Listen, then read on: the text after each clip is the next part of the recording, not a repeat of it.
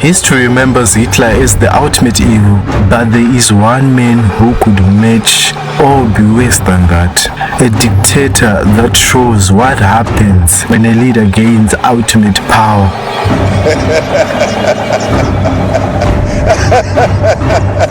Most people know Idi Amin from the headlines and stories of cruelty, but they don't know the part that made historians and researchers look twice in fear. Dictator Watch breaks down political, non-political, and fictional dictators, looking at first-hand accounts, government records, and the people who work closest to them.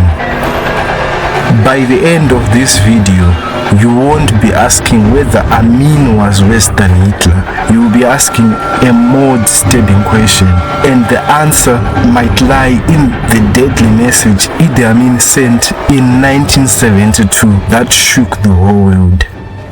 To truly understand what worse than Hitler means, you need to start here.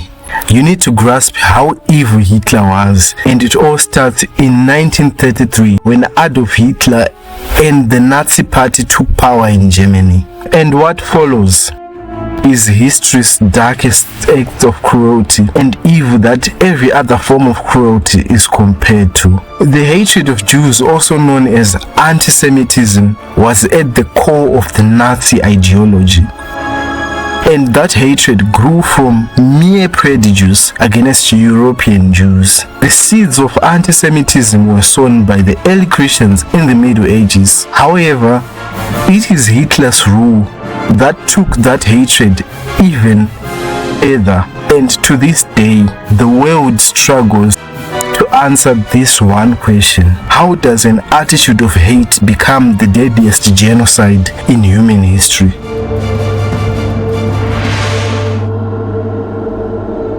Most people think the Holocaust was sudden, but it wasn't. The United States Holocaust Memorial Museum documents how Nazi persecution of Jews grew worse over a period of 12 years, from 1933 to 1945. It was a slow, calculated and escalating crime against humanity, an Ehrenjäger level of genocide against Jews.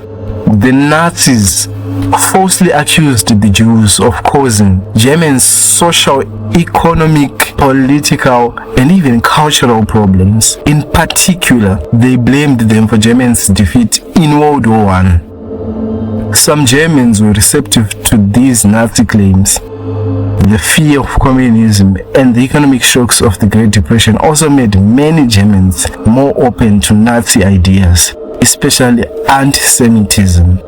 Just like the people of Eldia and Paradise in Attack on Titan, the Jews were secluded and rounded up. The Jewish star badge was forced to be worn as an armband, and that on its own was a death sentence. In 1938, the German police imprisoned about 26,000 Jewish men in concentration camps just because they were Jewish. By 1941, Nazi leaders decided to implement the mass murder of Europe's Jews. They referred to this plan as the final solution to the Jewish question. In other words, the total eradication of Jews in Europe.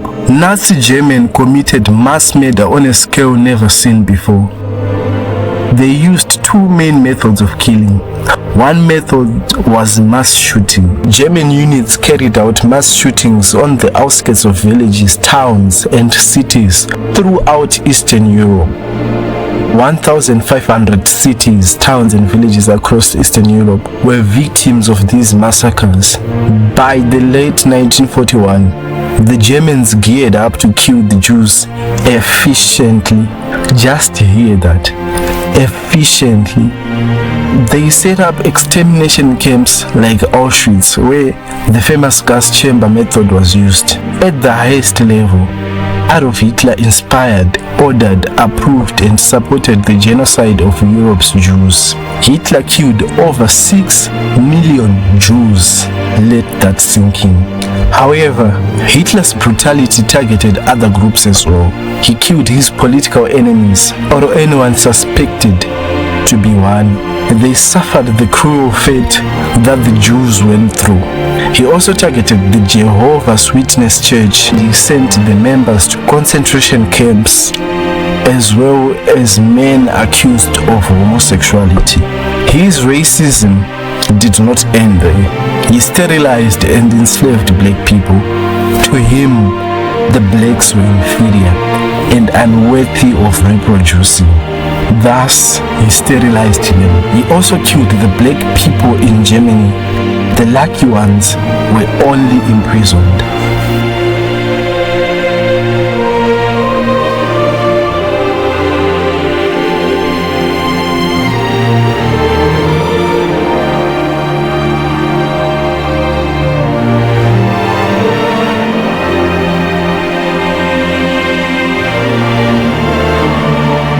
Now you're wondering, what could be worse than that?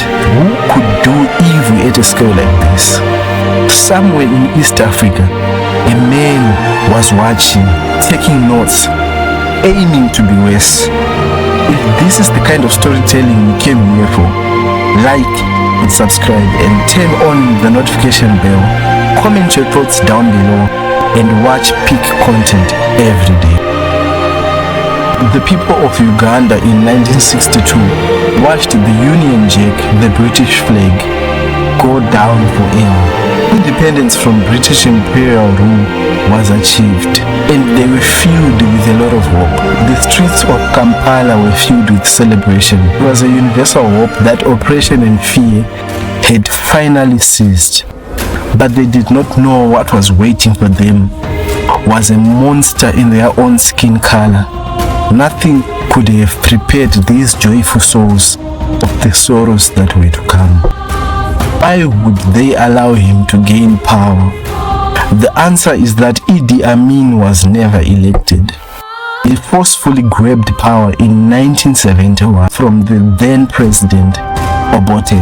And unlike Hitler, who initiated his mechanics of evil years later, Idi Amin's evil was immediate. And what he did leaves you with one question in mind.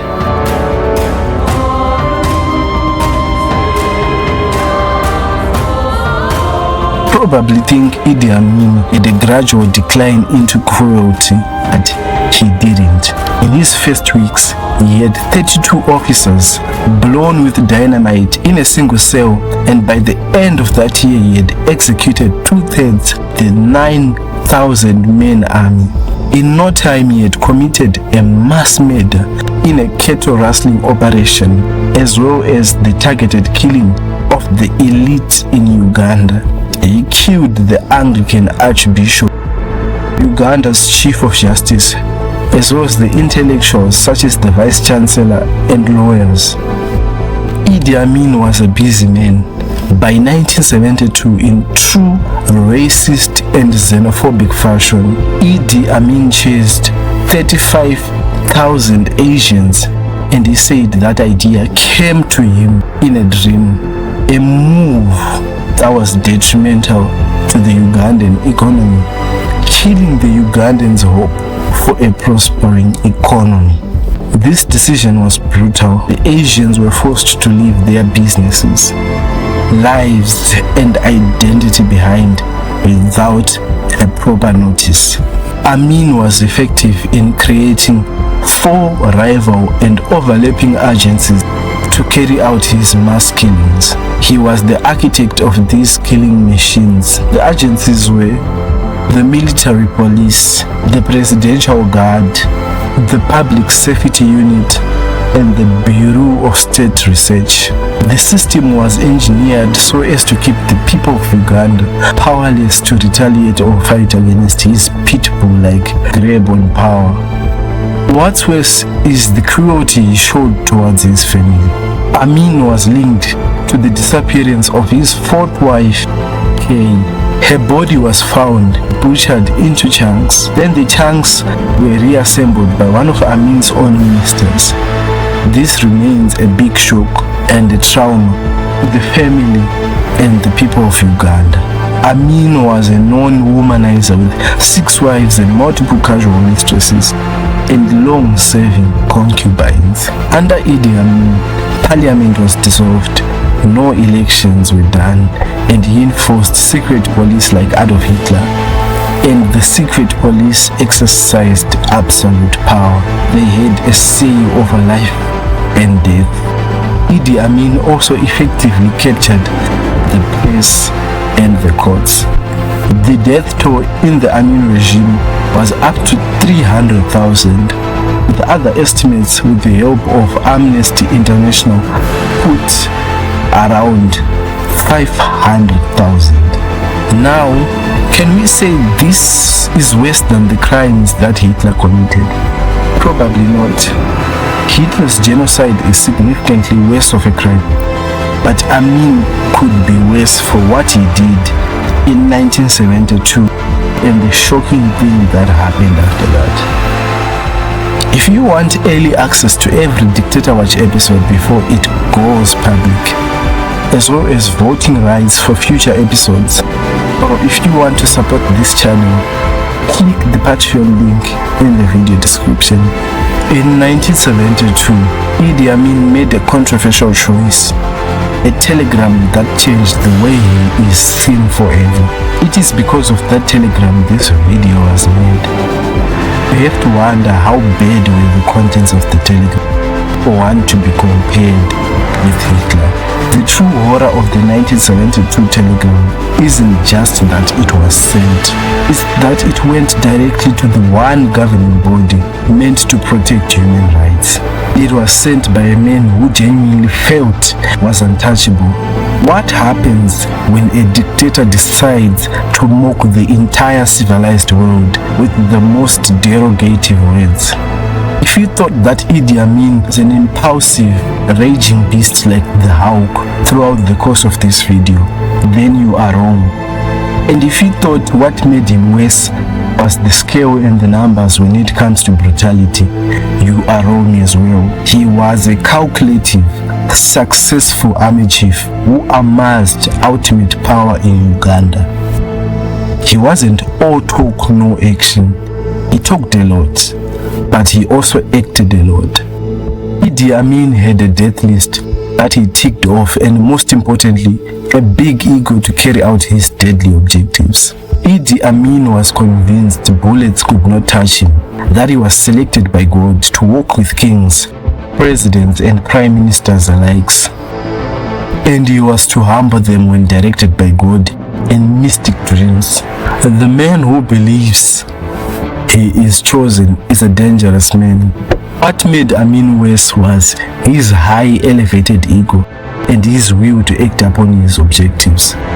And given that he could do what he said, this makes the telegram a shocking revelation. In 1972, the Ugandan leader sent an anti-Semitic telegram to the United Nations praising Hitler for burning 6 million Jews. The telegram read, Germany was the first place where Hitler was the prime minister and the supreme commander. He burnt over 6 million Jews.